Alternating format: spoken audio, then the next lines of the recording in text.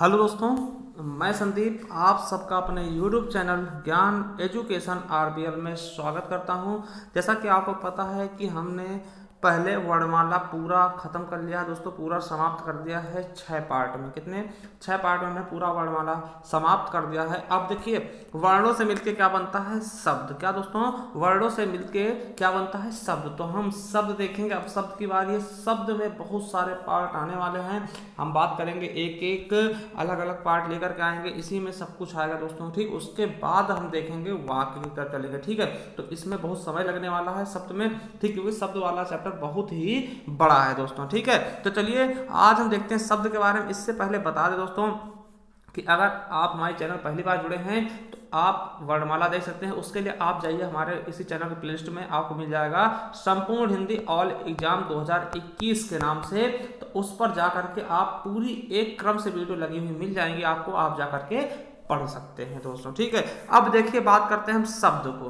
तो शब्द होता क्या है ये देखते हैं। देखिए शब्द क्या है, तो वर्णों के सार्थक योग को हम शब्द कहते हैं। क्या, वर्णों के सार्थक योग को शब्द कहा जाता है। वर्ण क्या होते हैं, हमने बताया था कि आ से लेकर के ज्ञा तक टोटल 52 वर्ण होते हैं दोस्तों। इनको अगर सार्थक तरीके से हम जोड़ देते हैं तो वही क्या होता है, हमारा शब्द बन जाता है। जैसे कमल क्या है, एक शब्द है। कमल किससे मिलकर बना, देखिए कितने वर्णों से मिलकर बना, तो 2, 2, 4, 2, 6 वर्ण इसमें मिले हुए हैं। देखिए का है, फिर छोटा आ है, फिर माँ है, फिर छोटा आ है, फिर ला है, फिर छोटा आ है, तो कमल बनेगा। तो ये क्या है, ये दोस्तों वर्ण है। और वर्ण के सार्थक योग, सार्थक योग क्या होता है दोस्तों, कुछ ना कुछ किसी चीज का अर्थ निकलना चाहिए ना, कोई ना कोई उसका अर्थ निकलना चाहिए। जैसे कमल है तो कमल का कुछ ना कुछ अर्थ निकल रहा है। जैसे लमल हो जाता तो लमल का कोई अर्थ ही नहीं होगा। ठीक, तो ये क्या, ये शब्द नहीं होगा जिसका कोई अर्थ निकले। भाई कमल देखते ही, कमल का नाम सुनते हमारे दिमाग में आता हाँ ये क्या है, पुष्प है, फूल है। ठीक, राष्ट्रीय पुष्प है। ठीक, तो ये चीजें आपको समझ में आती होंगी। तो ये चीजें हमें समझ में आना चाहिए कमल के बारे में। ठीक, तो कमल क्या है, एक शब्द है। शब्द किससे मिलकर बनता है, सार्थक वर्णों के समूह को हम शब्द कहते हैं। ये भी एक परिभाषा हो सकती है दोस्तों। ठीक है, अब देखिए हम देखते हैं क्या शब्द की रचना कितने तरीके से होती है। देखिए कोई भी शब्द हमें नया शब्द बनाना होता है तो हम 4 तरीकों से दोस्तों नए शब्द का निर्माण कर सकते हैं। कितने तरीकों से, 4 तरीकों से। तो कौन कौन से तरीके क्वेश्चन आ सकता है कि दोस्तों शब्द रचना की कितनी इकाइयां हैं, तो 4 है। पहला संधि। क्या, संधि। देखिए एक शब्द है विद्या और दूसरा शब्द है आलय। ठीक है, दूसरा शब्द है आलय। तो दोनों को हमने जोड़ के बना दिया क्या, विद्यालय। तो विद्यालय नया शब्द बन गया ना, विद्यालय क्या हो गया, नया शब्द हो गया।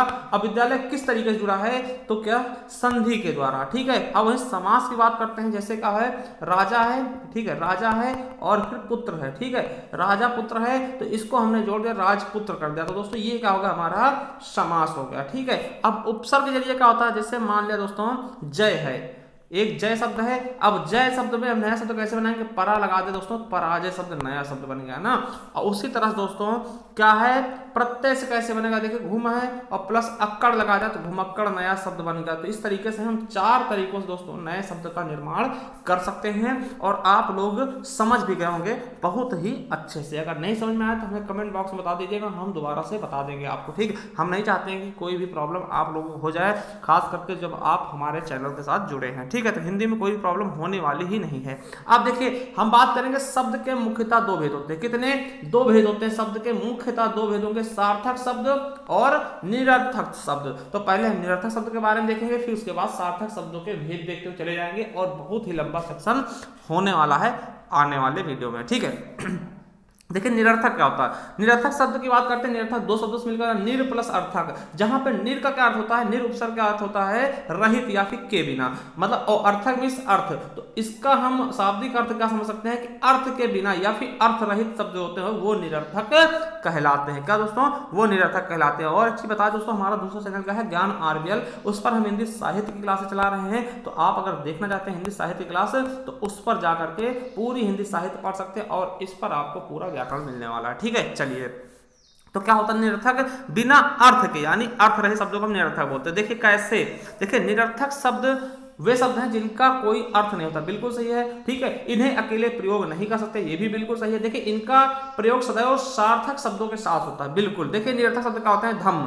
देखिए धम्म बोले धम्म से गिर गया, धम्म का मतलब ही कुछ नहीं है, फटाफट कर लो ना, चटाचट, भकाभक है ना, धक धक्का धक्का ना, तो ये सब क्या है, निरर्थक शब्द का कोई अर्थ थोड़ी ना है। अब पूछे भक का कोई अर्थ है, कोई अर्थ ही नहीं है। देखिए ये क्या है, निरर्थक शब्द है। देखिए अब देखिए कुछ सेंटेंस हम देखते हैं क्या, देखिए कुछ निरर्थक शब्द ऐसे होते हैं जो सार्थक शब्दों के साथ प्रयोग होकर सार्थक हो जाते हैं, जैसे पानी वाणी। अब देखिए पानी का मतलब समझ में आ रहा है, वाणी क्या होता है, वाणी क्या है, निरर्थक शब्द है, पानी तो सार्थक शब्द है और वाणी क्या है, निरर्थक शब्द। ये हम समास में देखते हैं, खाना वाना खा लो है ना, तो खाना क्या है दोस्तों, एक सार्थक शब्द है, मगर वाना क्या है, वाना निरर्थक शब्द है। चलना वलना, तो चलना क्या है, एक सार्थक शब्द है और वलना क्या है, हमें खुद नहीं पता, ये निरर्थक शब्द है। ठीक है, तो इसका कोई अर्थ नहीं, मगर इसके साथ में लगने के बाद ये क्या होते हैं, सार्थक की तरह भी यूज में होने लगते हैं। जैसे गाना वाना है ना, तो गाना क्या है सार्थक, वाना क्या है पता ही नहीं। ठीक है, तो वाना क्या है, निरर्थक। तो ये निरर्थक शब्द लग जाते हैं सार्थक शब्दों के पीछे दोस्तों। ठीक है, तो ये चीज समझ गए होंगे। अब और उदाहरण देखते हैं, जैसे घड़ी टिक टिक कर चलती है। अब देखिए टिक टिक क्या है, ये निरर्थक शब्द है। टिक टिक मतलब क्या, कुछ भी नहीं समझ आ रहा, टिक टिक क्या है, निरर्थक शब्द, इसका कोई अर्थ नहीं है। घंटा टन से बजा, तो टन क्या है, निरर्थक है। लड़का धम्म से गिर, धम्म क्या है, निरर्थक है। नाश्ता वास्ता करके जाना, तो नाश्ता तो ठीक है, नाश्ता क्या सार्थक, वास्ता क्या है, ये भी आपका क्या है, निरर्थक शब्द है दोस्तों। तो आप लोग समझ गए, जिसका कोई अर्थ नहीं होता तो वो निरर्थक हो जाता है। जब भैया किसी का कोई अर्थ ही नहीं, तो इसके कोई भेद होने की संभावना नहीं है, यहीं पर ये निरर्थक शब्द खत्म हो जाते हैं। अब जो बात करेंगे हम सार्थक शब्द की, और सार्थक शब्द में क्या क्या पढ़ने वाले हैं दोस्तों आगे हम, वो भी आपके सामने हम बताने वाले हैं। देखिए सार्थक का मतलब क्या, सार्थक दो शब्दों से मिलकर बनेगा, सा प्लस अर्थक। सा का होता है सहित या फिर साथ, और अर्थक का होता है अर्थ, जो अर्थ के साथ हो या फिर अर्थ सहित हो ना, उसे क्या बोलेंगे, सार्थक का अगर हम परिभाषा देखते हैं तो अर्थ के साथ या अर्थ सहित को ही सार्थक हम कहते हैं। ठीक है, अब देखिए वे शब्द जिनका कुछ अर्थ होता है सार्थक शब्द कहलाते हैं। बिल्कुल सही है, वे शब्द जिनका कोई अर्थ होगा उन्हें हम सार्थक शब्द की संज्ञा देंगे। ठीक है, चलिए आगे देखते हैं। देखिए दुनिया में कोई भी चीज हो, कुछ सार्थक होता है और निरर्थक शब्द छोड़, है ना, सब कुछ क्या होता है, सार्थक होता है। देखिए दुनिया में कोई भी चीज होती है, सब कुछ सार्थक होता है जिसका कुछ अर्थ निकलेगा। ठीक है, केवल और केवल निरर्थक शब्द को छोड़कर, निरर्थक शब्द मैंने बताया था आपको, धम्म से, है ना, धम्म धड़ाम, है ना, ये सब चीजें क्या होती है। अब देखिए हम देखते हैं सार्थक शब्द क्या होंगे, जैसे हम, चावल, पंचवर्षी, गाय, बहादुर, निपुण, सज्जन, नगर, विश्वविद्यालय, आंख, आम आदि, ये सब क्या है, सबके सब सार्थक हैं। अब देखिए चावल, देखिए चावल हमें पता चला कि चावल का खाने की चीज है। ठीक है, तो वो चीज सब समझ में आते हैं ना, कि जिनका कुछ ना कुछ अर्थ निकलेगा, वही क्या है, सार्थक है। अब देखिए सार्थक शब्दों को हम 4 खंडों में बांटकर आसानी से पढ़ सकते हैं। कितने खंडों में बांटकर, 4 खंडों में इनको हम बांटेंगे और आसानी से हम इनका 4 भागों में विभाजन करके फिर हम धीरे धीरे करके एक एक करके सभी तरीके से पढ़ते चले जाएंगे। ठीक है, देखिए 4 खंड कौन कौन से वो देख लेते हैं। पहला है रचना या बनावट के आधार पर शब्दों के भेद। देखिए क्वेश्चन आया कि रचना और बनावट के आधार पर कौन सा शब्दों के भेद नहीं, 3 ये दे देंगे, एक अलग से कोई दे देंगे, तो वो आपको पहचानना होगा। तो रचना या बनावट के आधार पर शब्दों को हम 3 भागों में बांटते हैं। कौन कौन सा, रूढ़ या फिर रूढ़, दोनों एक ही शब्द है, रूढ़ या फिर रूढ़ शब्द, यौगिक शब्द, योग रूढ़ या फिर योग रूढ़ शब्द। तो 3 भागों में बांटा जाता है, किसके आधार पे, रचना या बनावट के आधार पे शब्दों को, रूढ़ शब्द, यौगिक शब्द, योग रूढ़ शब्द, ना, तो ये भी याद कर लेंगे। ठीक है, दूसरा क्या है, स्रोत, इतिहास या उत्पत्ति के आधार पर। क्वेश्चन आएगा कि स्रोत, इतिहास या उत्पत्ति के आधार पर हम शब्दों कितने भागों में बांटते हैं, आपको 4 बताना है। कौन कौन से हैं, देखिए तत्सम,